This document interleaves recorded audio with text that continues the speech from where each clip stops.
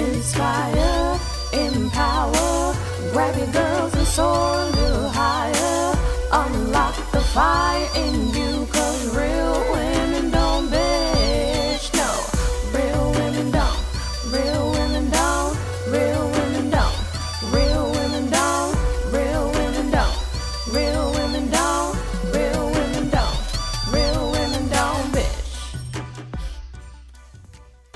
Hey, thank you for joining me on the Real Women Don't Bitch podcast. This is your proud host, August Crenshaw, aka Mrs. Raw, Real, and Relentless. I am the #1 advanced mental conditioning specialist for entrepreneurs because mental muscle is necessary for implementing successful business strategies. It's time to learn how to beat your business no matter what life throws at you. I have made it my personal mission to provide a space where we discuss the BS we face on a day-to-day basis.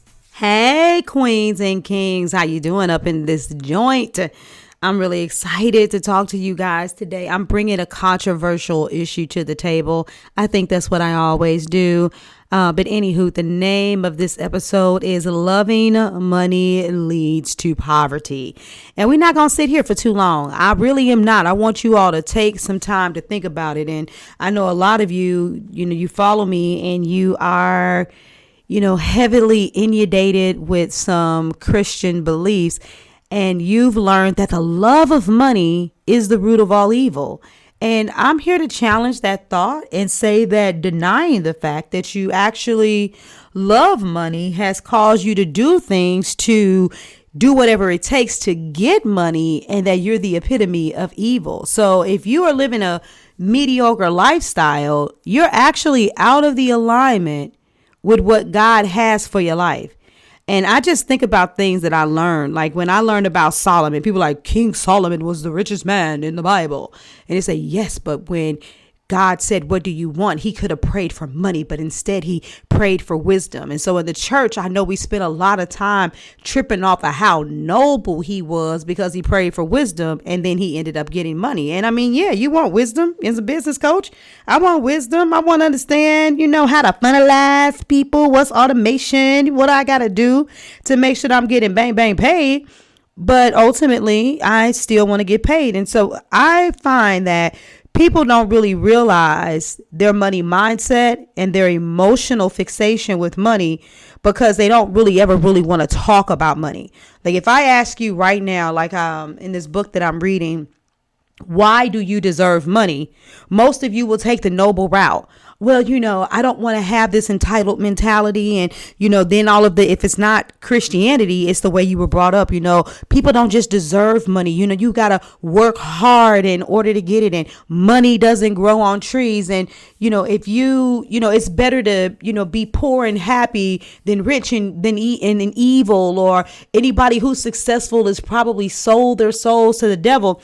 When you automatically basically start labeling everybody else instead of just looking at yourself and how you personally feel about money instead of what was put inside of you, then maybe we can start having a different conversation.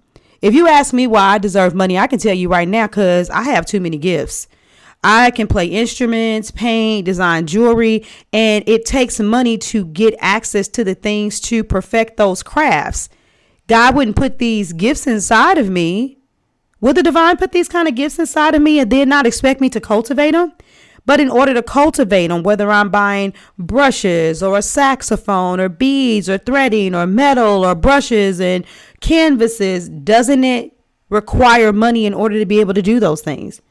See, if we just didn't say anything about money and we were talking about what the fuck you want, then the end route to get to it is through money. So you have to appreciate money in order to get the things that you desire. So every time you talk about things, whether you like it or not, you're talking about money. Ooh, girl, I love your hair. Yeah, but you had to pay top dollar for that Brazilian or Malaysian weed. Oh, snap, baby. That car is too fresh. And baby, we got heated seats and air conditioned seats. Woo. Okay, but you needed money to get that car that you love so much. So you'll say, I love your house. I love your body. But you can't say that you love money. And here's the catch. You become an entrepreneur, and now you realize that you need to make even more money than you made as an employee, because you need to pay yourself heftily. You need to have enough money to pay your bills, pay your taxes, pay people to help you, and still have something left over. And your money mindset has to switch, and then you realize the shit that you wanted to peddle for $100 and $200 and $300 really should be $5,000, $10,000, $20,000, but you won't do it because you don't want to look greedy, but you looked really fucking desperate for money before you started being an entrepreneur. I don't know what I'm talking about. Let me show you how loving money leads you to poverty. You deny that you love money, but then you be like, yeah, you start keeping up with the Joneses. You've got a bigger house. You've got a better car. You've got credit cards. You've got all of the degrees. You got plenty of fucking student loan debt. And in order to maintain those things, rather than be humble and say, we don't need this many TVs, they don't have to be this big, and we don't have to have X amount of bedrooms. We can get a couple of bunk beds. The kids can share the room. I remember back in the day, grandmama and them had one room houses. I know that the policies say that only X amount of people can be in a certain amount of square footage or a certain amount of rooms. You don't say, okay, well then cool. Okay, it's just me, my husband, and 2 kids. So all we need is 2 bedrooms, the room me and my husband have, and then the kids' room. You'd be like, well, I need an office. And, I have a son and a daughter, and they should each have their own room, and we should have our room. And then all of a sudden, you automatically are going up. But when the going gets tough and the money gets tight, you don't want to lose those things that you love and that you quote unquote work so hard for.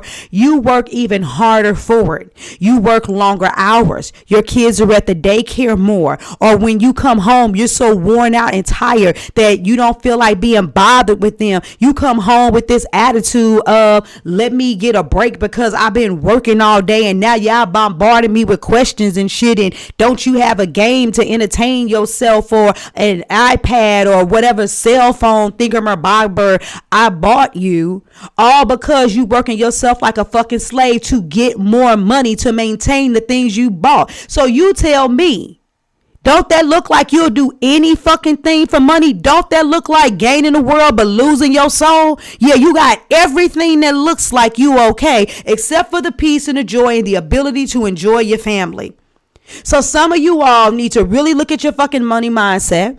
You need to stop judging entrepreneurs who are charging top dollars for what they have, being upset because you see them living a lifestyle that you're not, and thinking the reason why they're getting it is because they're evil and they're charging too much, and then thinking that you're righteously justified for being broke because, see, they not doing any and everything for money. And I'm talking about myself. Fuck everybody else. You be like, you can't talk for everybody. Look, what I do, there is no way someone could ever pay me what I'm worth for the level of transformation that women get when they work with me. Fuck the money that they make, just even the way that their inner being grows, their authenticity comes out, their confidence shows up, their clarity, which leads to greater creativity so that they have fun in their business and start loving it again. And then they're going to make money. Even if I was charging $100,000 right now for somebody to go through a program of mine, and then they don't never work with me again, they could take those skills and make more than $100,000 in less than a year, and they're going to keep on deploying those tactics for the rest of their goddamn life. I don't give a fuck who you are. You a fitness coach? If you really help someone get a transformation and understand what it takes to keep their body looking good, they get to reap the benefits of that sexy ass body and possibly added years to their life well after they have fucking paid you. And so it's not our fault if you are still sitting somewhere undercharging and not stepping in your value so that you can make enough money to afford a lifestyle and get back to why God put you on this earth in the first place. And that was to live a life abundantly. The word says, beloved, above all things, I want you to prosper as your soul prospers. So you are supposed to be financially abundant. He said, I want you to prosper and be in good health as your soul prospers. So you're supposed to have a great soul. You're supposed to have great pockets. You're supposed to have a great body. You're supposed to have a great everything. But when you are sitting here charging pennies for your work and trying to do the noble thing and saying that you don't want to, be greedy, no, what you're really doing is saying, I'll do whatever it takes and I'll charge as little as possible and try to get as many people as possible to pay me, because I'll do anything for people to just say yes and give me money.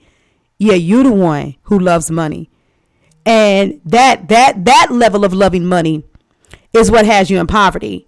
Now, an awareness and appreciation for money and loving the medium of exchange and knowing that money loves you back, that's something completely different.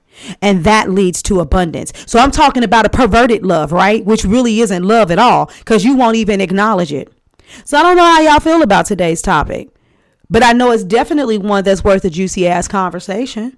So do you truly appreciate and love money genuinely in the way that you should for the value that it brings to your life?